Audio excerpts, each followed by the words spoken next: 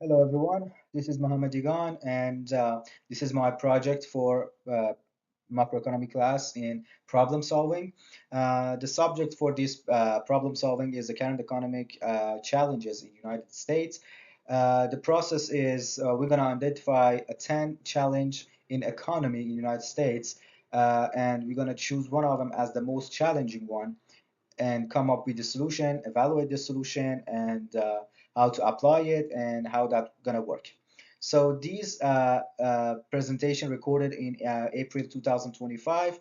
It might be a different number in a different time period further if you see this presentation. I'm not gonna talk too much through the slides because I don't want to make it boring. It's gonna be like 25 slides. If I want just talk 2 minutes on each of them will be like 50 minutes, going to be kind of boring, but I'm just going to be show the key points and come to the conclusion as we go through. So let's go for the first one. So first one is inflation and cost of living. So all of us heard about this phrase, economic phrase, inflation. Simplest definition is rising the price without rising in income.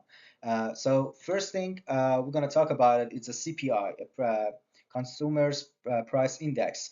Uh, it's growth 7% in 2021. You can guess due to a pandemic, we had this inflation worldwide and globally. It was really high in 2021. It was the highest growth since 1982, drove the domestic economy in the United States. Second thing going to be talk about it.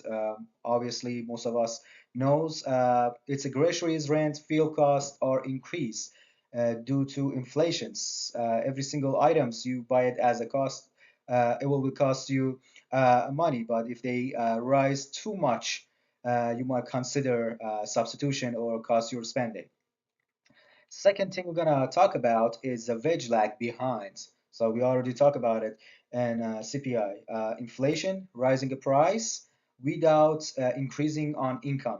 So they supposed to have like relation with each other. It's not always been in the same place because sometimes it's needed to have some inflation or some recession. It depends on economy situation, but it is good keep the certain distance or relation between wages and inflation rates. The fourth one we're going to talk about it's a higher interest rates. Bank loans become more expensive, as you can guess. Also, after pandemic, due to demand for buying a house, especially in our state, Georgia, a bank raised their interest rates for their loans due to command of Federal Reserve to control the inflations, but it also can cost more for a payback the loan from the bank. Next thing we're going to talk about it's inflationary gap. So briefly, if you want to put it on a context, so we have higher demand and a low supply. So when we have this gap, we have inflationary gap. So spending, we have lots of cash flows in the market, and market can absorb it. Then it's led us to inflation. That's a brief definition for inflationary gap. So let's go through the next one. I'm gonna talk about each of them. Income inequality. So we always heard about it. We know there is a different income in different fields. Also, it's applied to different states, different countries. But let's go through this picture of the map actually.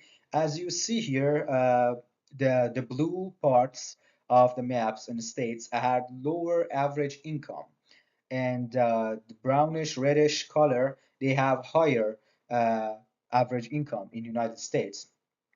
As you can guess, like states like California, Texas, Florida, New York, they have a higher average income compared to other states. Uh, Also, these equality on income can make further problems. We're going to talk about it.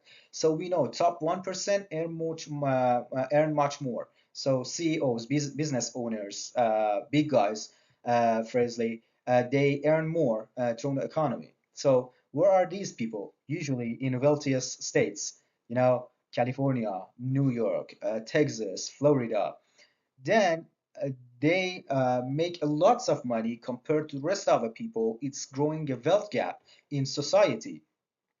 And this one also uh, uh, has a relationship with a low income struggling people in society. Why? Imagine that you want to buy a car when we have a lots of demand for, like, for example, Toyota. The Toyota price will be go up. This gap prevent the low income people to compare with the rest of the people for buying a car, so they have to pay more for buying the same car. Then the low income people suffer from this growing wealth gap. And further problems going to be happen, it's unequal access. So the wealthy people live in certain places. They usually, because they work together, they have companies, they likely work in like same states or like closest city. So take a look on that map on California, New York, Florida. The biggest companies are there. So when you have the bigger companies, we have more demand on your map. Uh, Eventually, you have more access, right? You have better healthcare. You have doctors over there. Everyone just want to immigrate there and then gain more from this market. So education and healthcare is one of it's two of the biggest things. I think about the biggest educational system in United States. Think about the biggest universities in Massachusetts, New York, California, Texas. These are the biggest educational field. They didn't divide into the rest of the country, just in like certain places. And the last one we're going to talk about is recessionary gap. So this one is exactly opposite of inflationary gap. We when we have lower income people, that means they can't buy too much stuff. They don't have the purchasing power that much. So that's reduce the power purchasing and make recession, because demand going down because they don't have the money to spend, and the supply will be stay high. It will be a recessionary gap here. So factories and companies, they don't have lots of sell. So it make more problem later. We're gonna talk about it. It's gonna be like lay off some workers or some stuff like that. That's gonna be happen on recessionary gap too. So let's go to the next item. We're going to talk about that more in further slides. And third one, I think we just talked about it a little bit, high healthcare costs. I think United States is one of the highest spending globally on a healthcare, Medicare or Medicaid stuff. And due to that, most of the people, like middle class, low income people, they may skip their treatments due to a higher cost of the healthcare, and they may don't treat themselves to these healthcare problems. So that make a problem with the whole economy, also society and whole country further. So if you want to talk about the next part, you may say, oh, okay, there is insurance in a country. Why they don't use insurance? Most of us know insurance gap is really high in this country too. Due to different plans, we have a different cover. So yeah, wealthy people may offer the premium version of the insurance. So they pay a higher and then they get good care. But most people, they have like basic coverage. So that means if you go visit a doctor, even though primary or uh, take your medications, you have pay some amounts out of your pocket. On top of that, you paying insurance already monthly. Next thing gonna be talk about its medical debt impact. So think about it. When we have a high healthcare cost and low income people can't afford it, so they have to spend their saving. If they don't have saving, they have to use their credits.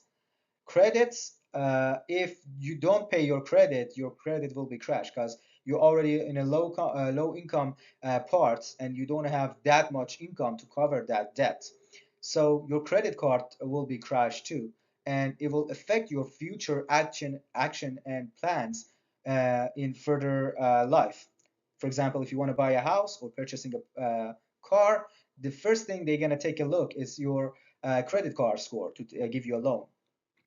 Next thing we're going to talk about, it's our long-term effect. So when you have people, they don't treat themselves through the health problems, or they skip their treatments, or they do it halfway, so they don't have that much efficiency to work in the workplace. If it's applied to majority of your workers, as we can just say employees or low income class, your GDP will reduce, because it's reduce your efficiency. If your efficiency drops, obviously your GDP will be decreased, or has a low increase. So that was about healthcare, and we go through the next item. Okay, next item is housing affordability. So housing, uh, when we talk about economic challenges, we have to like have a flashback to the pandemic. Like some stuff just happened over there because economy is like a chain. Everything chained together. When you touch something, everything else will be affected. So housing markets after pandemic, demand for housing market will was rise due to raw materials or human resources, because some people, some workers, they were working on that construction field. They found a better job, or they found a remote job. They may pay a same or pay sometimes higher. They don't. It was hard really to convince them to come back and work in a same field. So that affect the housing markets. Also, the trades was affected by pandemic. Some raw materials like woods and stuff were coming from the other countries. There was a shortage. Also, make this shortage make increase the price in the market too. Follow up by increasing the price with the housing market. When there is a rising price on that, more people will tending, if they can afford a house, they going for rent a house. So demand for renting a house also increase. When you have higher demands, obviously you have increase in your price too. That was these two on raising a cost. And on market challenge, we have uh, some rules, some expectations for like first time buyers period outs and some stuff like that. They may affect short time on your housing market, but also affect it. So think about that. Put yourself on a scenario. You sitting on your house, you buy it, paying your mortgage. Suddenly, some natural disaster or like some pandemic happen, and price everything on property goes up. That means your property value will increase. If you don't have fixed rates for your loan, your mortgage will be raised up. If your affordability for that mortgage wasn't enough, you don't make enough to cover that gap, you may lose your house. Bank take your house, put it on a sale, and take his money. So you may lose your house. So we already have like homeless challenging for housing market. On top of that, this part of group of people will be added to these homeless rates will be increased too. Next thing is the housing shortage in some states actually. It also happened in Georgia recently too. So we had some people, I was talking to different real estater, they said that we have lots of immigrants from other states, the wealthy states, such as like Florida or California.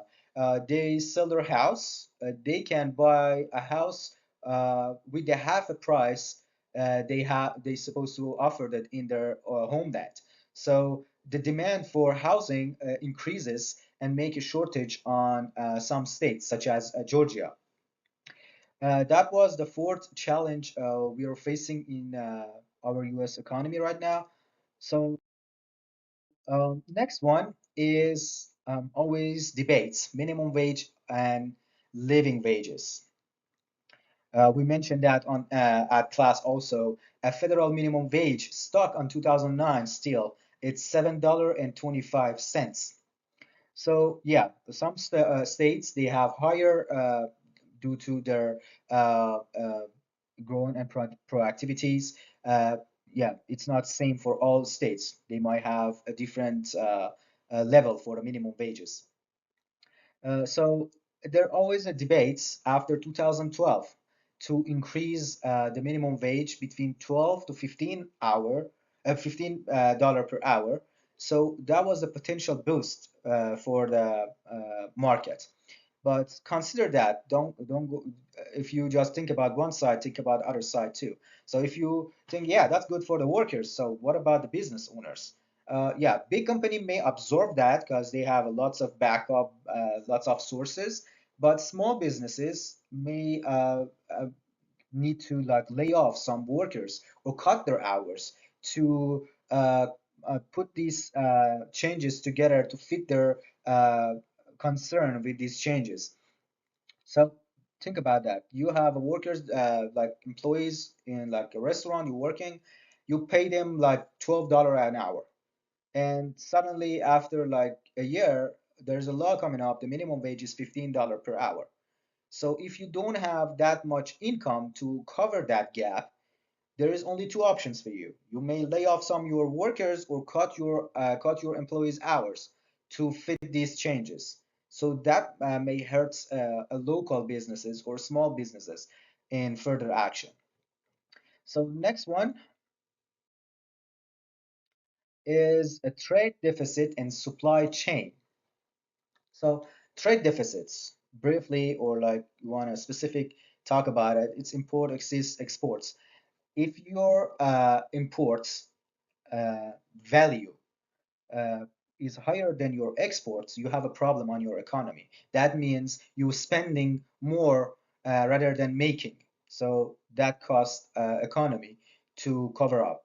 And the second thing, yeah, some disaster, natural disaster, or any pandemic can show that supply chain is really important in our economy.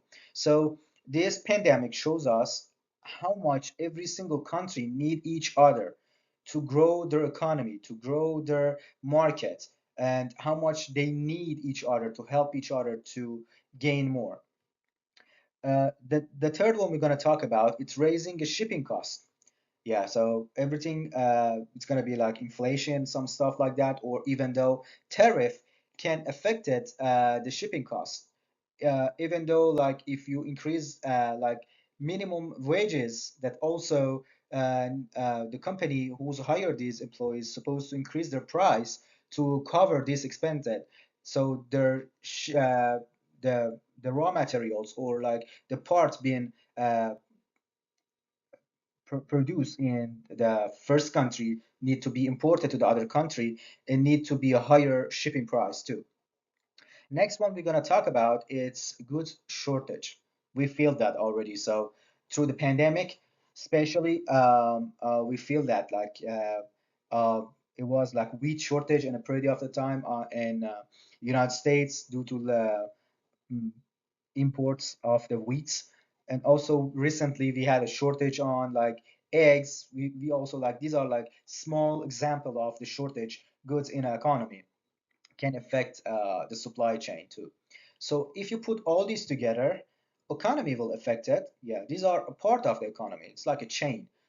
So inflation may can happen after all these, as we just experienced in 2021, and it's slow our growth to have our GDP increase. So supply chain is really important. Trade deficit, it's make a huge difference on growing economy. And we have to look through that when we talk about trades and economy. This is like a big chunk, big part of the economy. So next thing we're gonna talk about, it's a war and global economy uncertainty. We have two big ones right now going on. First one in war in between Ukraine and Russia, and there is also conflict in Middle East.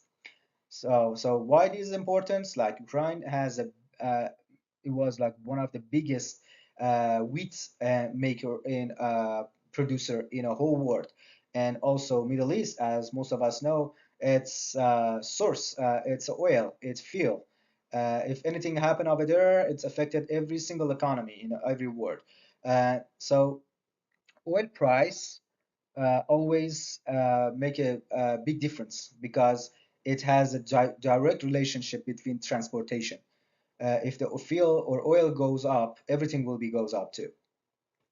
The next thing we're going to talk about is human cost. So when we have war or any conflict or like bad economy or conflicted society, there is a refugees come from that country to other countries, especially under neighbors or other countries. Like right now, like between Ukraine and Russia, we have refugees from Ukraine go across United States or morely on European countries. That cost economy a lot of money too, because they have to spend a lot of money on these refugee because they don't have money. They just run out from the war. They don't want to be die from this situation or being in a hard situation. And the last one, it's really important, is our certainty. So right now, between two countries, when they have a war with each other, the trade partners, they may not have that much risk to invest in these countries because they are certain about the future economic plans or future government or policy on those countries. So their global investment will be grow slow through this country because as we talk about, a whole globe, whole worldwide needs each other like a supply chain. It can slow the GDP in a whole world too. So next thing we're gonna talk about is United States tax system fair? This is like really debating on if you watched debates on 2016 present elections. It was always like a debate between Trump and Hillary Clinton. They were accused each other to use some like a whole loop in taxation system to pay less or get some discounts on their taxation. So on tax on general, whoever make more, they have to pay more too. It also low effective rates on some wealthy people, as we just talked about. They always found a way to reduce or like lower their tax. They have money. They hire experts and more people. They look through the law. They find something, make them happy with lower rate of in their taxations. So low income people make less, pay less on tax. Wealthy people make a lot, also find a way to make less. Only middle class people crash by this taxation system because they don't have that much money to find out or know the ways how to pay less. And they hire then lower income people to help by the IRS system to lower their tax. So most of the majority of people are in middle class right now in the United States. So most of the taxation come from the middle class. And further, they're going to talk about a flat or progressive tax debate. Some people say, okay, for avoiding these problems, we have to have certain numbers as a flat numbers for taxations. The other group of the people say, oh, that's not fair. So some people make more, some people make less. Depend on whatever you're making, you have to pay taxes. So there always been a debate between a flat or progressive tax system. Uh, it might can help, but other side, they're always like a law can prevent it or give them side some in tax. And next thing is impact wealth and revenue. So there's a phrase also in Persian. They said like money grows money. When you invest, make a company. Uh, there are some codes or like discounts on your annual taxation at the end of the year, like donations, stuff like that. So when you make a company, hire more people, the tax of your wealth will be decreased because this uh, that's the policy. Government wants that whoever make the jobs, create the jobs, they have like some discount. They just don't have to do some stuff on the side. So wealthy people, because they have money, they can create a job. They can play with that. They can donation more. So they can play with these numbers to come up with a better revenue for themselves. Next thing we're gonna talk about it's a trade, and economy. So that's my favorite one actually. So that one we just facing the trade war right now. So let's talk about the simplest definition of the trades. It's like tax on import goods, right? So when we put the tax on import goods, what's going to be happen to the economy? The first thing going to be happen, it's raising the price for consumers. Consumers supposed to pay a lot for the same goods because the tax on imports, uh, people on a market, they have to pay more for the same goods. Next thing gonna be happen can cause the trade war. So you put the tariff on the import goods. Other countries like sitting behind, it's like, oh, it's okay, or they're gonna retaliate. Obviously, they're gonna retaliate and then they're gonna put the tariff on our exports. So our exports make it more expensive on their country. We may lose their market on their country because they may substitute it with the other product, or they less their spending to buy the same product due to the money they have to spend because it's more expensive right now. The next thing is affected international relationship and GDP. So let's put the GDP in aside because we're going to talk about it more specific later.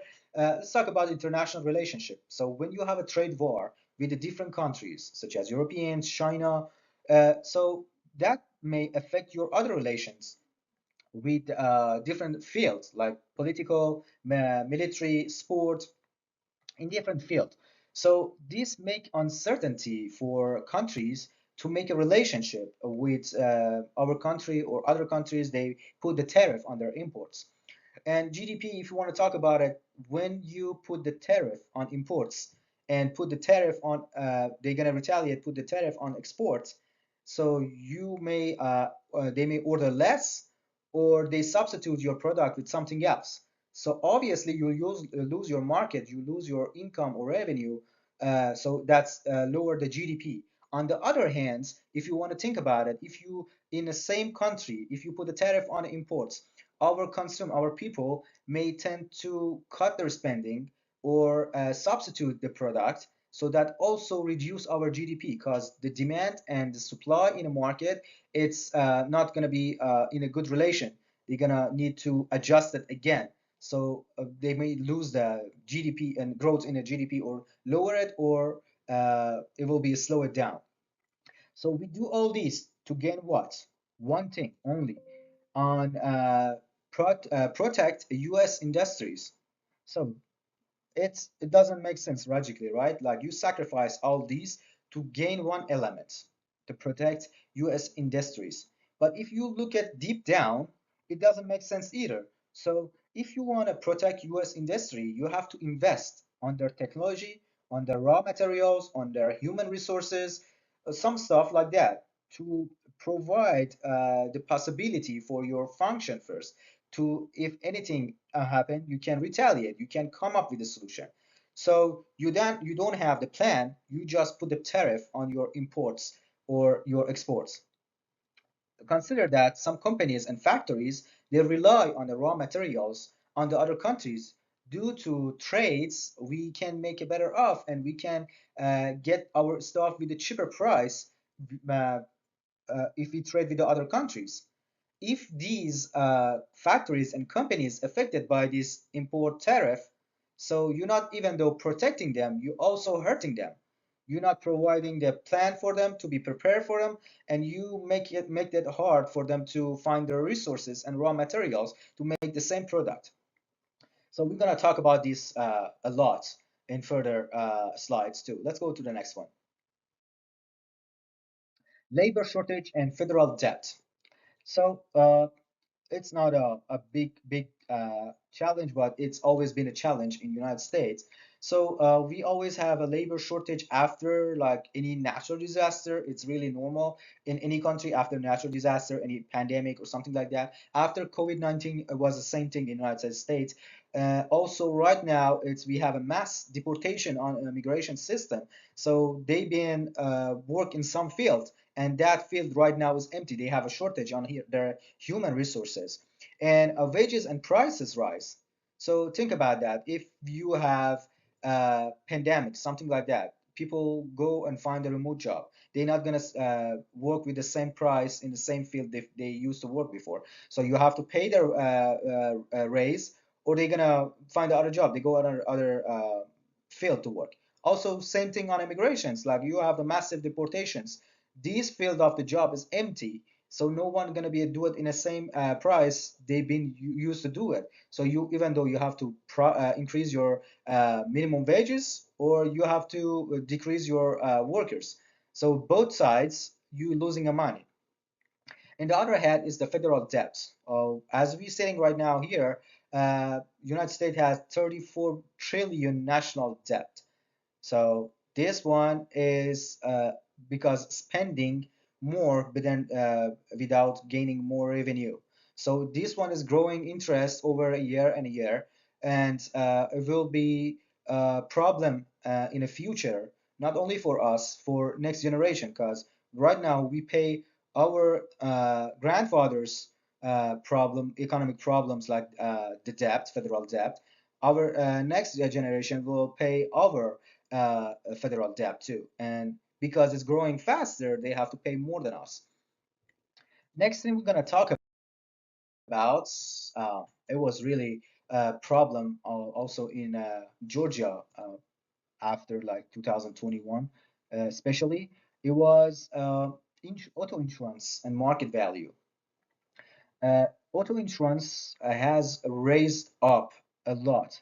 Uh, in 2024, we have 20% increase in auto insurance payments. So that may cause further problems, because if they can afford their insurance, they may skip the insurance, cause more problems later. Repair cost. So parts shortage after pandemic, it was the other issue. Also, the mechanic salaries payments, their wage also increase because there was a shortage on human resources also. So if you put all this together, you will understand it's like the market, the insurance market values jumped, it's popped really high.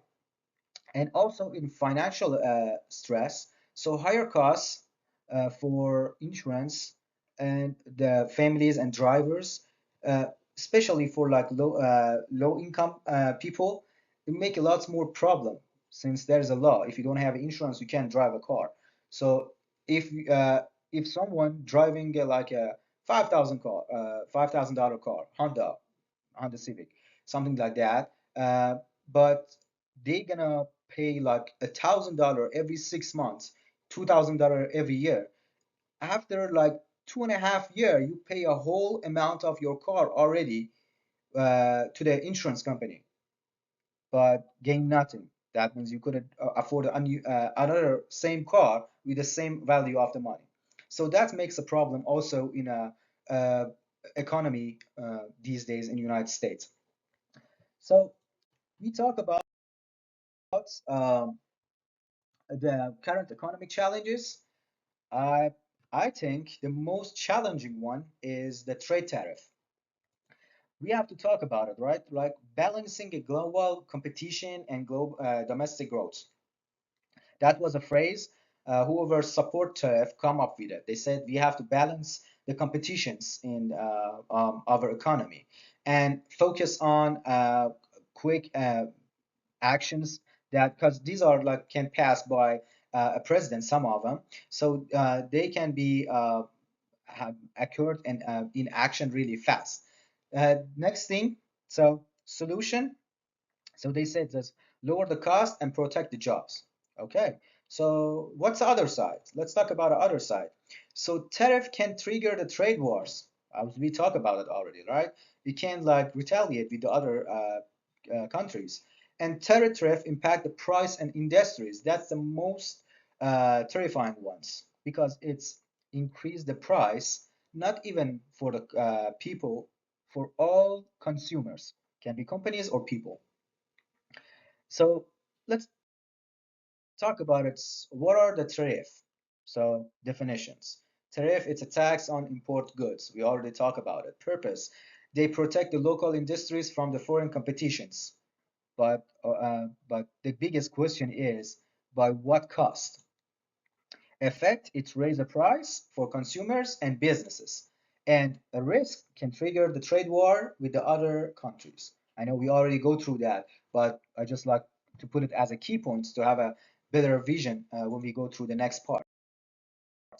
So the economic impact of the tariff, let's go through the numbers right now. Let's make it more specific. So consumers paid 1.4 billion more monthly during 2018 2020 in trade war. So that was only like one number. Retaliation effects. Farmers and exporters lost the market due to retaliation. We already talked about it. Like we already know what's going to be happening because we had the same situation in 2018. So what we didn't learn about it? Industry struggles. So they have to lay off their workers because they can't afford the price in a market, or they have to raise their price. And also, on the other hand, if they rely on raw materials or some product come from the other countries, the industry will be have a shortage also. Also, there is like consumers and product producers. I just put it on the chart here. You can take a look like A, B, C, D parts. You can see like the dead loss and stuff like that. But we already talked about these through the slides. So let's talk about retaliations. Like nobody talk about it really here, but it's a new competition coming up as a BRICS. Uh, what's what is that? What they trying to do? Like these are like big countries: Brazil, Russia, India, China, South Africa, and growing more and more. These are like some of them. They have additional countries to this. So what they trying to do? They trying to challenging the U.S. economy and also Western economy uh, by potential changes in the currency, in a different trade pattern, different role, make like different organization even. So what's happened to US after these organizations going to be work together? So obviously they're going to hurt a lot. The US economy, they're going to be hurt a lot from these actions because may weaken first of all the currency. Like we know the currency right now for the trading in the world, if you put like gold and stuff in a side, the currency is a dollar, a US dollar. So if they substitute it with something else, US dollar will has reduced their value. On the other hand, if they change the pattern of the power in tradings, so that may hurt U.S. economy because our economy is based on a trade, and this is one of the biggest one. Next thing is the possible downside and what's to watch for. So new competitions coming up. Yeah, we uh, we have to take a look. Like some of the tariff doesn't need to be removed. Some of them, like let me give you an example, like tobacco, cigarettes. So these are harmful for the society. If put a tariff on them, whoever they want, like smoke the cigarette or tobacco, they have to pay a price, right? So these tariff are good. We're not saying like remove all the tariff. We have to reduce the harmful one. Next thing is import reliance. As we said, investments on domestic companies and factories. So it's reduced the reliance on import. Next thing is educational. Like we have to improve our human resources to further job, come with align with the technology to make sure we're not falling behind. Next thing is trade-off, and let's have a bigger picture, okay? So first thing, global supply chain. Tariff can affect on supply chain in a market. Tariff is a distribute the supply chain and then slow the worldwide growth. Because if you have a trade war, it's reduce the GDP also in a whole world and reduce the economic growth. So everyone loses. There is no winner on that. Short-time help, yeah, the tariff may have like short-time uh, help for like producers or some specific industries, but in a long term, they may have a problem because this is only like can like come up with like 6 months, 1 year period, but in a further action, you may have increased your price and increase your minimum wages and increase your imports to cover that gap. So that was a long-term risk. We already talked about it. So I was putting some solutions and for this problem in a tariff. So let's take a look about it. So solutions like I was talking about reducing or removing a harmful tariff, renegotiating a trade agreement, expand the support for inflated industries, invest in domestic manufacture, create a tariff impact review system. So first thing I'm gonna evaluate it for. So which one is lowering the price? So one is the best and the five is the worst. So reduced or remove the harmful tariff, it will reduce the price. Really, really cool. Like in a minimum, because we reduce it. It's a trade-off though. So negotiated trade agreements. So you have to spend the time to renegotiate it and then come up with a new agreement. So you have a new deal right now. You didn't deal with the former price. So that may works, but it's not the best as removing it. Next thing is expand the support for industries. So expanding improvement need money. So it doesn't lower your price. So you spend and invest, you expecting revenue and income from that investment. Fourth thing, invest in domestic manufacture. Same thing. So manufacturing, they like a second chain in a market. So spending money on there, you need a huge amount of money. It's industrial. So you need a technology, you need human resources, everything. So you need a lots of money. And last one, create a tariff impact review system. It's the worst one, obviously. So you retaliate, they retaliate, you again retaliate. It just increase the price. There's like opposite side of lowering the price. Next one is ease on implementation. Reduce it or remove it. It's yeah, it need like a little bit like a workout. Like take a look which one need to be reduced, which one need to be removed. But still, it's easy to put it up. Renegotiate it. So 50-50. We don't know what's going to be happen. Are they going to deal or not? Next one, also expand the support for impacted industries. That means you give them money. So it's not easy. You need to find a source for give them money. Same thing for investments. You need to find a source to give them money. We don't want to raise our debt. We already have a lot. Create a tariff and impact the review system. Yeah, it's really cool. Like I'm sitting here, like hey, how much they retaliate? They said 20%. It's like, okay, we're gonna do it 35. Yeah, it's really easy to say it and do it, but it's not effective really. Next one is job protections. Remove it and reduce it. It's 50-50. So it can help some industries that rely on raw materials come from imports. Yeah, it will lose some jobs due to if we have like some factories or companies to make this stuff, maybe create the jobs too. Renegotiating, so we're not really making a huge difference right now from removing or reducing a tariff, but still we can just come up with the numbers, make some, create some jobs too. Expand and support the industries. Yeah, we invested to create the job, obviously. So this one is number one on the creating a job. Investment in domestic manufacture. So this one needs more money. That cause get 2 out of 5. So you can create a job and protect jobs, but you need a lots of investment. Create a tariff in a impact review system. Same thing. It doesn't work at all. Like you just come up with the numbers, just say it, you're implanted without creating any job or any plan for recovering the economy.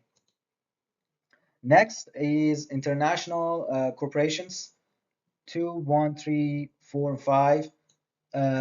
Fairness. So yeah, easy. Reduce and remove. It's really fair to do that. Easy. But is it fair to make a review and retaliate? No, it's not fair because it hurts everyone, not only us, all the countries. So if you put it on a total scale, whatever has the lowest total is the a better solution for these problems. So if you add this number together, create a tariff and impact review will be 20 is the highest one, is the worst solution to come with the tariff, and reduce and remove the harmful one is number 9. So it's more beneficial to do that, right? So why reducing a harmful tariff work best? First thing, we just did it. It's a top rank as a solution in a matrix. Price reduction. So yeah, we have reducing the price. It's really good, and it's really good for the consumers. Next one is fast implementations. You just have to just figure it out, put it in, and it's fixed. You don't have to spend lots of money. And at the last, trade relations. When we have the good relations, there is no trade war and stuff like that.